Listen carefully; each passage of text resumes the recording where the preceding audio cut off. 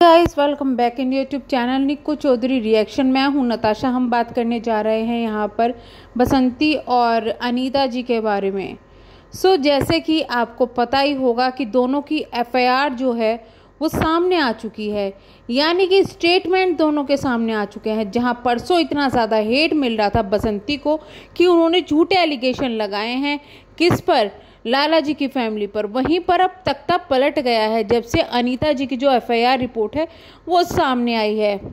अगर अनीता जी की जो रिपोर्ट है वो सच है तो यानी कि जो वीडियो उन्होंने बनाई थी जिसमें वो बताया था कि मेरे कपड़े इस तरीके से फट गए थे या कुछ भी हो गया था, वो रिपोर्ट में सच है या फिर वीडियो में सच है, ये चीज़ें तो हमें नहीं पता। लेकिन यहाँ पर साफ साफ ये कहा जा रहा है कि बसंती जी की जो एफआईआर है वो झूठी है, क्योंकि बसंती जी के साथ में कोई मारपीट हुई ही नहीं, उनका कोई मेडिकल हुआ ही नहीं। ऊपर से दूसरी तरफ बसंती जो है उनकी तरफ से कहा जा रहा है कि भाई मेरे साथ में मारपीट हुई है और मेरा मेडिकल भी हुआ है। तो खैर ये तो सब चीज़ें जब एफआईआर पे कुछ भी एक्शन होगा तब सामने आ जाएगी।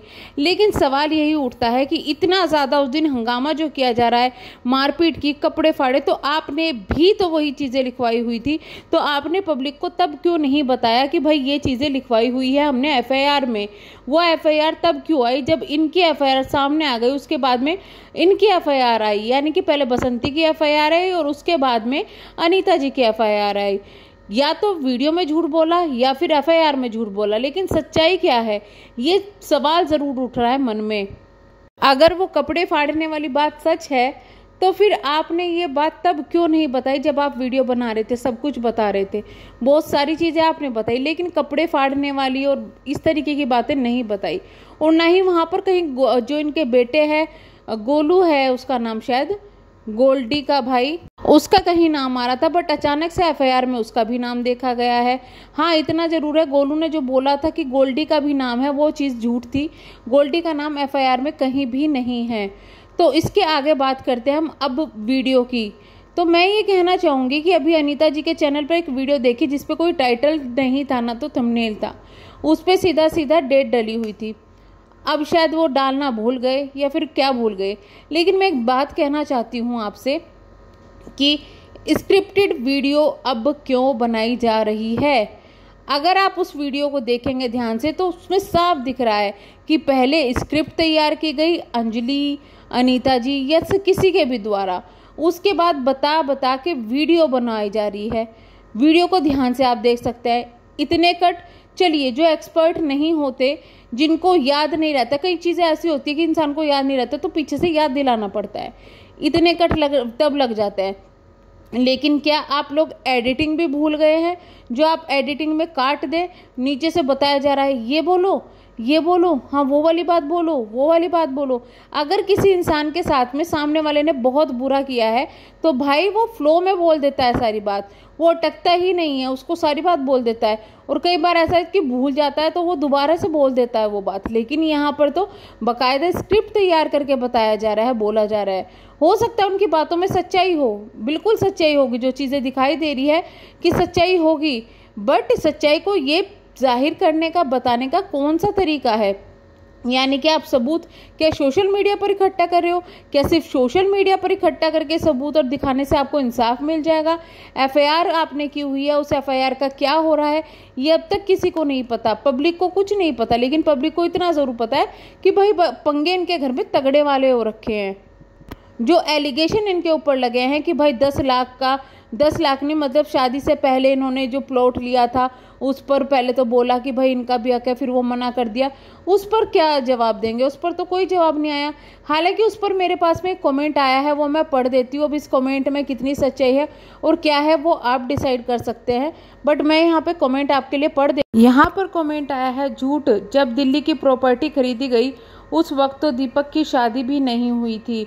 तो ये बात तो उनके घर वालों ने बोली कि दिल्ली की प्रॉपर्टी थी उस वक्त जब शादी हुई थी, उन्होंने कहा था कि हमारी प्रॉपर्टी है, और ना गांव की जमीन बेची गई थी दिल्ली की प्रॉपर्टी खरीदने के लिए। फिर दीपक का हिस्सा कैसे हो गया? लाला जी की मेहनत का फल है दिल्ली का घर। वैसे जो औरत अपनी इज्जत नीलाम कर सकती है किसी को फंसाने के लिए, वो उसका गुंडा भाई किसी को मेहनत को, कमाई को, प्रॉपर्टी हड़पने के लिए क्यों पीछे रहेंगे? घटिया, बहुत घटिया लोग। देखिए मैं तो यहाँ पे ये कहती हूँ कि भाई जो मारपीट वाले और कपड़े फाड़ने वाली बात है वो दोनों तरफ से बोली गई है। तो सच्चाई तो अभी किसी को भी नहीं पता ना कि किस तरीके से हुई है, किस तरीके से नहीं हुई है। तो खैर ये तो बात हम नहीं जानते कि जो बात बोली गई है कि भाई ज़मीन में दोनों का हिस्सा था दिल्ली वाली में और फिर नहीं दिया, बेच दिया, इन चीज़ों में कितनी सफाई है, कितनी मतलब सच्चाई है, कितनी नहीं है, ये तो बात लाला जी और उनकी फैमिली ही बताएंगी।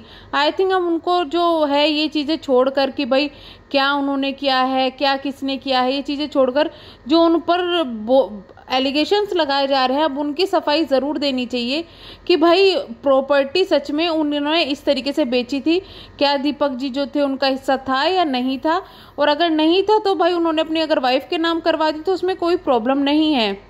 और आई थिंक आज के टाइम में कोई भी इतना जो है अनपढ़ नहीं होता जिसको ये नहीं पता चल रहा कि भाई ज़मीन ले रहा है तो किसके नाम पे ले रहा है, किसके नाम पे नहीं ले रहा है।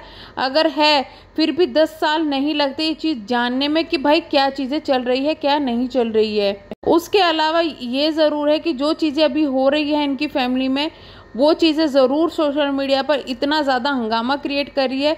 बट ये सिर्फ इनकी समस्या नहीं है, ये आज के टाइम में भी, पहले तो ये चीज़ें बहुत होती थी, आज के टाइम में भी इंडिया के अंदर बहुत सारे गांव में ये समस्या होती है।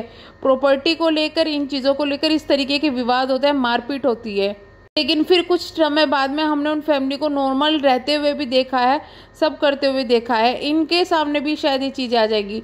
लेकिन फिर भी समझ में नहीं आ रहा है कि इतना जो इज्जत को तार तार किया जा रहा है एक दूसरे की, क्या वो सही है, यहाँ पे कौन सही है कौन गलत है। सच बताऊँ तो मुझे रिएक्शन देते हुए ये चीज़ें नहीं पता चल रही है।